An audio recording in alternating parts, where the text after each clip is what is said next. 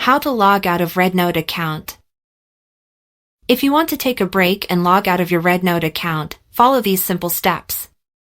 First, open the RedNote app and tap on the Me icon in the bottom right corner to access your profile. Once you're on your profile page, tap on the Settings icon to open the settings. In the Settings menu, find the Logout option at the bottom of the screen. Tap on Log Out. In the new window, confirm your intention by tapping on Log Out again. After that, you will be logged out of your RedNote account. When you want to access your account again, you'll need to log in. Make sure to remember your login details, including your email or username and password. If you've forgotten your credentials, you can use the password recovery option. Also, logging out can be a good security practice, especially if you're using a shared device. And that's it.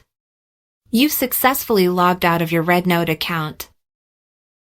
For more helpful tutorials, stay tuned and subscribe to our channel.